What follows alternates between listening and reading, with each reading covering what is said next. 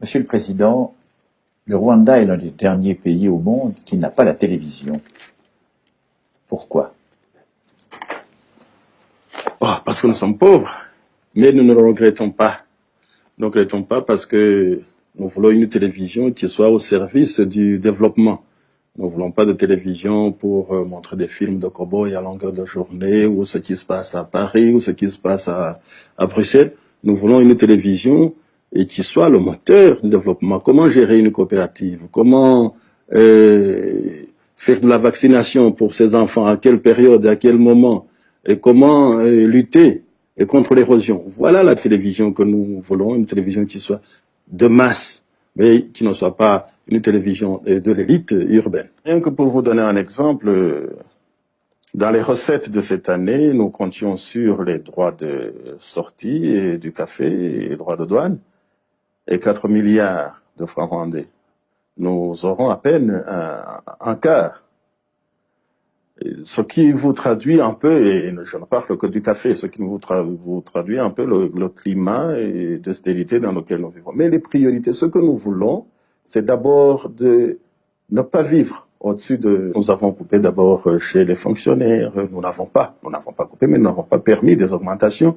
De même qu'il n'y aura pas des augmentations chez les ministres. Et je ne sais pas si vous connaissez le traitement du ministre rwandais, mais depuis 1982, nous ne l'avons pas augmenté. Et nous avons aussi demandé à ce qu'il n'y ait pas d'achat de voitures et d'autres équipements. Le strict minimum pour pouvoir dépenser. Juvenal Habyarimana, président de la République. 50 ans, marié, père de 8 enfants, formation militaire, école de cadre accomplie jadis en Belgique, où il a laissé le souvenir d'un sujet brillant. Ce général-major rêvait dans sa jeunesse de devenir médecin. Un coup d'état militaire l'a porté au pouvoir, sans effusion de sang, voici 15 ans. Le pionnier national pour le développement, dont le chef de l'État assume la présidence.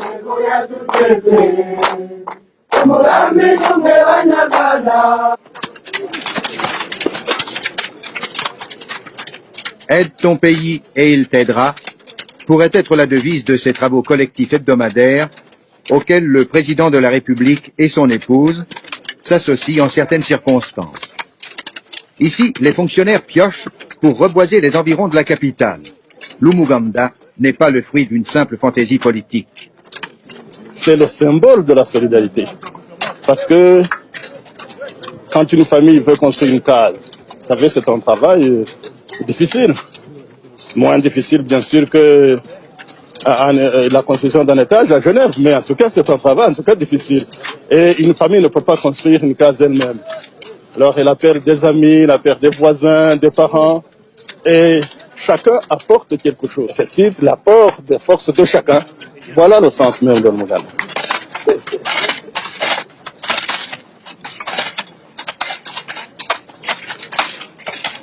Vous savez, je suis enfant de paysan, et donc depuis ma jeune enfance, je travaille la terre et je vois ces gestes de solidarité que vous pouvez vous-même voir lorsque les gens portent quelqu'un en malade dans un centre de santé, ou si vous assistez à une organisation de noces ou de funérailles, vous verrez ce que c'est la solidarité chez les Rwandais. Et aussi les liens. J'étais entouré par un agent que je ne connais pas, il me glissait des choses à l'oreille. Sont des liens que vous ne pouvez pas créer autrement. Et en faisant le Muganda, souvent j'ai pensé à cette phrase de Saint-Exupéry dans La Citadelle. Il a dit, Saint-Exupéry, force-les de bâtir ensemble une tour et tu les changeras en frères. C'est vraiment juste que ce soit le paysan qui souffre le premier d'une des organisations de l'économie internationale. Il n'y est pour rien. Lui, il fait tout ce qu'il peut, il fait tout ce qu'on lui demande. Et s'il y a à souffrir, à partager les souffrances, ce n'est pas par lui qu'on doit commencer.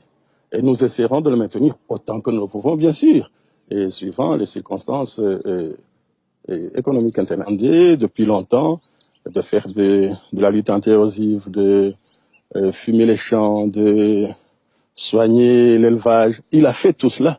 Et nous estimons qu'il faut que maintenant la communauté ait une importance particulière aux collectivités locales, aux communes, le rôle de la commune que nous avons né.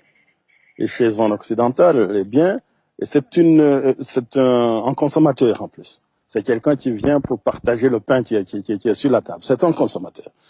En Afrique, spécialement au Rwanda, lorsqu'un enfant naît, eh bien, c'est une force. C'est 2 bras qui naissent. 2 bras pour produire. Voilà là un peu la différence. C'est pour cela que c'est très difficile de sensibiliser les Africains, spécialement les Rwandais. Le Rwandais veut avoir le plus d'enfants possible parce que ça représente une potentialité d'espace libre. Et vous avez vu beaucoup d'enfants partout, des milliers d'enfants. Et c'est donc un problème sérieux. L'Église reste évidemment dans ses positions figées. Nous n'avons pas à nous y mêler car l'Église a ses propres responsables. Mais le 1er juillet 1987, lorsque nous fêtions le 25e anniversaire, j'ai fait un appel justement à l'Église catholique pour qu'elle soit sensibilisée à ces problèmes-là. L'Église, évidemment, a ses positions figées contre les méthodes qui ne sont pas naturelles, contre les méthodes artificielles. Mais je crois j'espère que l'Église va évoluer et pouvoir concerter avec nous pour quand même donner des consignes très précises, des orientations claires à la population en ce qui concerne ce problème démocratique. Explication par l'ingénieur suisse Francesco Maggi, qui a réalisé le projet dans le cadre de la coopération technique. Le principe de l'autosuffisance alimentaire, dans son acception la plus large, a bénéficié d'une priorité absolue, ce qui n'est pas pour déplaire au président Abiy Ahmed, pour achever la construction de l'usine elle-même. Les tonnes de papyrus, la parche de café comme une source d'énergie, donc les produits locaux que nous utilisons, et c'est ce premier symbole que je lui attache. Ce qui ne manquera pas, bien sûr, d'avoir des conséquences, d'abord sur notre principe de consommer rwandais. Nous disons que nous devons estimer, évaluer ce que nous avons et que nous pouvons consommer sur place. C'est cela que nous appelons compter d'abord sur nous-mêmes, mais aussi consommer rwandais. L'autosuffisance alimentaire, ce n'est pas seulement la production agricole en tant que telle, mais c'est, comme je le dis souvent, c'est tant d'actions dans tant de domaines qu'il faut coordonner pour que justement le Rwandais ait suffisamment de moyens pour vivre avec ses moyens propres. Mais nous ne devons pas minimiser le rôle de toutes les activités connexes, les infrastructures, les routes, pour évacuer les produits, les centres de santé, pour l'hygiène et la santé de la population. Une population en bonne santé et sera capable de produire. Plus importante que le colonisateur. Et quand il est venu, il nous a obligés à oublier cette identité. Il nous a même demandé d'avoir honte de ce que nous sommes.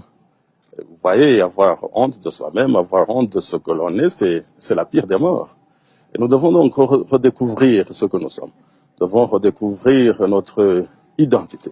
Voilà pourquoi nous considérons parfois ce que nous considérons comme civilisation, comme développement. C'est un peu une rupture avec notre passé, avec nos valeurs. Et nous devons non pas vivre à la manière européenne et dire que c'est cela la civilisation. Non, la civilisation, c'est ce que l'on est et chercher de l'améliorer toujours. Voilà pourquoi nous attachons une grande importance, nous attachons une priorité au côté culturel dans le développement. C'est que nous pensons que le développement, ce n'est pas seulement, on ne doit pas le calculer sur la croissance du PNB, on doit le calculer sur le mieux-être de l'homme global. Ce qu'il est dans ses dimensions matérielles, dans ses dimensions spirituelles, dans ses dimensions culturelles. Voilà ce que nous appelons culture et pourquoi nous cherchons à nous redéfinir, à redécouvrir notre identité, à être rwandais, à penser rwandais, à consommer rwandais. Et non, ne pas considérer cela, bien sûr, comme une autarcie ou comme un repli sur soi ou un chauvinisme pédant. Non, et chercher à être soi-même, à se redécouvrir pour que nous puissions participer.